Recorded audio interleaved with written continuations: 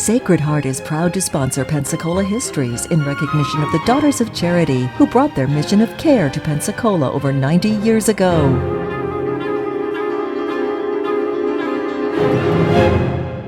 Hello and welcome to the continuing story of Pensacola, North America's first place city. And today we begin the story and the study of education in this area. And we must start by admitting that Florida and Pensacola, of course, were somewhat behind the national curve in formal education.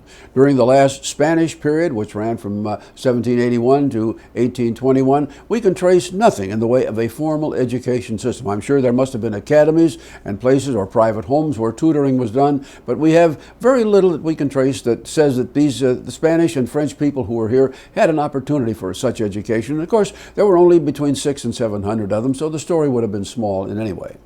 When the North American period began here in 1821, the arrangement was made through the Florida territorial government to set aside a certain amount of property whose proceeds would provide funding to create an educational system. But of course there was lots of land and precious little demand for it, and as a result the funding was small, and we trace literally no formal education here between 1821 and the late 1860s. Now, there was education. We cannot disregard that because many of the people here were reasonably well educated. And much of this took place, of course, in basically what we would call today academies. Now, these were private schools set up by men, generally men, but there were a few women as well, who would take in 4, 5, 6 students, and this was where these people were educated. Now, we know that the people here had a reasonable degree of education, because by the time we reached 1845 and we were preparing for a constitutional convention, there was the spreading of all this detail in writing, which people, of course, absorbed and were prepared then to vote properly on it. We know that we had a series of newspapers in Northwest Florida.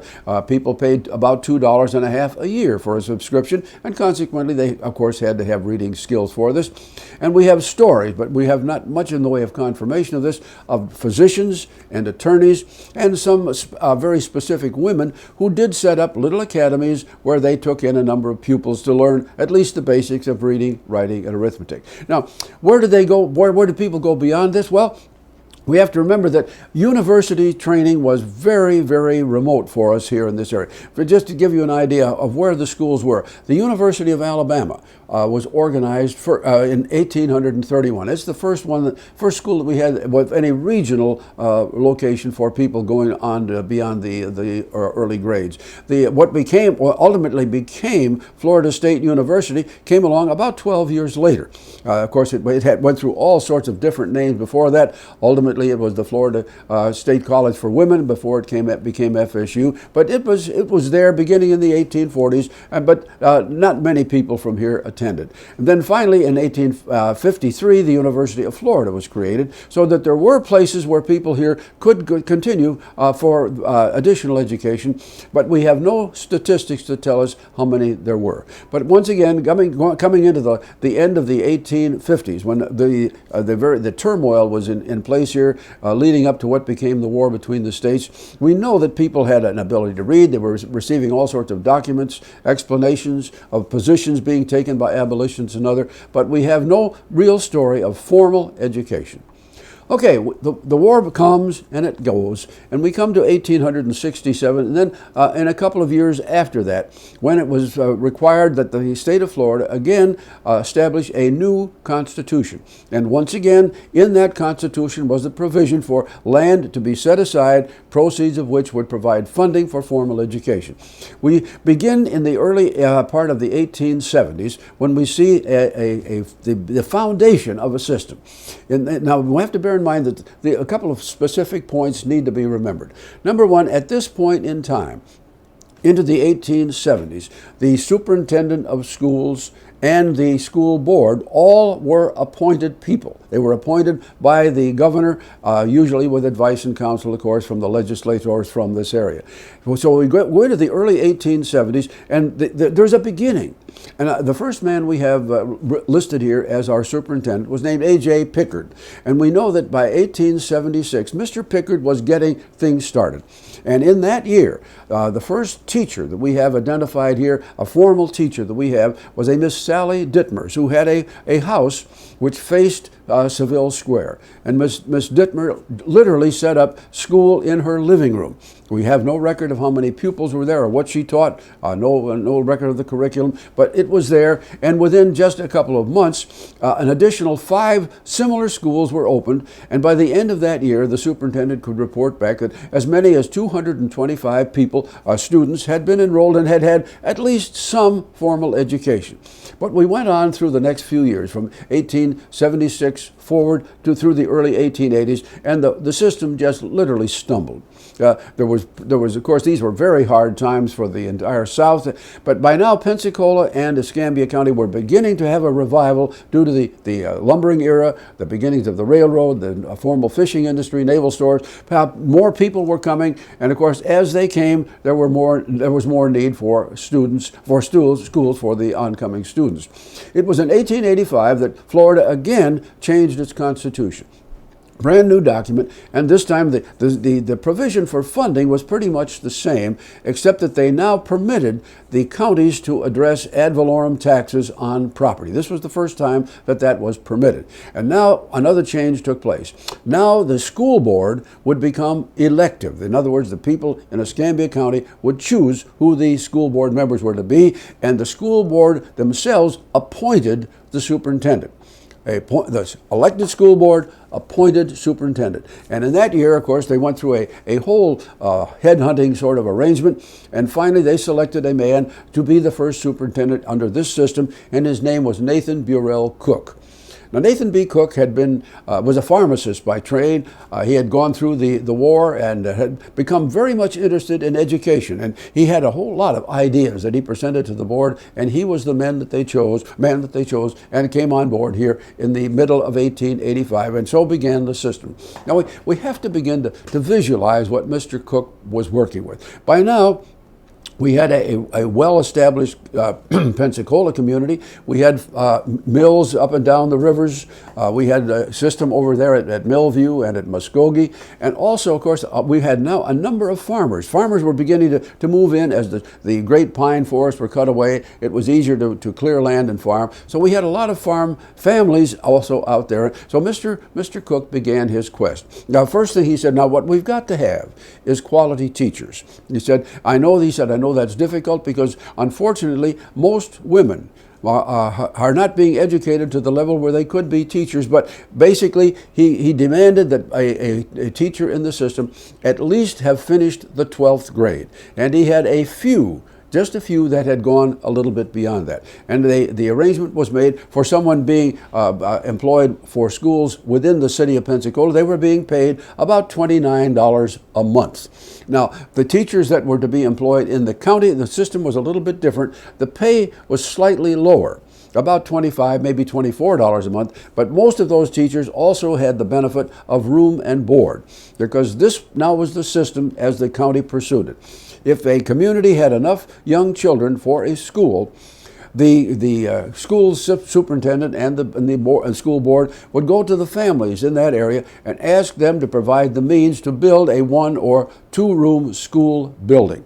And at that point, when that was done, then the farm families would literally kind of switch off, giving on an alternating basis, give room and board to the teachers. So a teacher would come and she would stay with Mr. and Mrs. Smith and their family for a month, and then she would go to Mr. and Mrs. Jones and so on.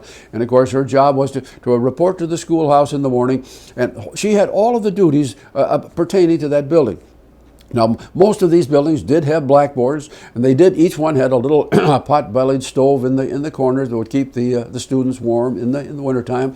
There was a privy outside which had to be maintained. And so the poor school teacher, she was responsible for all of this, but the record suggests that most of the teachers who did this, of course, had the means of encouraging some of the young boys to take on some of those chores, and apparently it worked out quite well. Now, the very first year that Nathan B. Cook was our superintendent, this is for the full year now of 1885, the school board established a budget. And the budget, of course, came from two sources: the revenue off the land that was devoted to school purposes, and also ad valorem taxes. And that first full year of education, the budget was $5,000. Now, that was for capital improvements, of course, and also for the payment of the staff. And so we proceeded. We went into the 85, 86, 87, and Nathan Burrell Cook was a man of great ingenuity. He found good teachers in several places. In fact, after just a few years, he even had two men who came into the faculty here, men like Dr. Lockie, who came here, who had literally had a Doctor of Philosophy of Education as a degree. And of course, people like that helped to set standards. Okay, now one of the questions, of course, that always comes up is, how did we establish the school year? Because the school year, of course, as we honor it back into the 21st century, begins usually late in the summer and goes to the end of the spring. But basically, the reason we have a school year like that was because so many of the students were from the farm. And the farm family said, well, look, we want our sons and daughters to be educated, but we've got to have them here for clearing the land, for planting the seeds, for keeping things clean in the fields, for harvesting. All of these things required the kids. And so the school year was determined by the needs of the farm. And the earlier school years were much shorter than the ones we have today, but they still were dictated in this way. Now, the second thing was, of course, these farm families were located all over. A little district school might have children coming from a mile this way, a mile that way, and basically what Nathan B. Cook did was to establish a transportation system in which the farmers themselves used their farm wagons to bring the children to the school and to pick them up and bring them home in the afternoon. And that system prevailed in Escambia County up until almost the middle of World War II, right, the middle of the teen years of the 20th century. Okay. We move forward just a little bit into the latter part of the 19th century, and we find that the schools now are beginning to grow substantially. By 1891, the record tells us that we now had a total overall in the city of 51 schools and 81 teachers. Now, got to remember, the average school in the county had one room. There were some that were in the larger areas, they had two. And by the time we get into the 1890s, we begin to change the financial system just a little bit. Because by this time, the needs for more schools were apparent. And so what the county did, and this was sort of unique for Escambia County, they divided the whole county into several districts so that the people who lived in District Number 1 would be responsible for raising the funds for the capital and maintenance improvement of their own school. And ultimately, and this was not in the early 1890s, of course, but by the time we reached World War I, Escambia County was divided into 27 different districts. And each district was responsible for its own collection, or setting its own ad valorem tax rates, and that was, of course, where the bulk of the money came from. Okay. What did it cost to put a school together? Well, by the time we get the early part of the 1890s, Mr. Cook's report said that in that year it was possible to, if the school board itself was going to build a new school in an area in part of Pensacola itself, it might cost as much as $1,450 to build a school. Student desks cost about $2, and of course some of the supplies that they bought, like crayons. Mr. Cook was big on crayons. They could buy crayons for $7 per thousand. And by the way, at this point in time, when all the way through Mr. Cook's tenure, the school system itself did not provide textbooks. The textbooks were the responsibility of the parents themselves, because Mr. Cook said, look, if a boy or girl owns that book, they're going to take care of it. And of course, as time went on, they could transfer it on to somebody else, but the school system was not going to spend its money buying books. And so that's basically where things stood as we got into the latter part of the 19th century.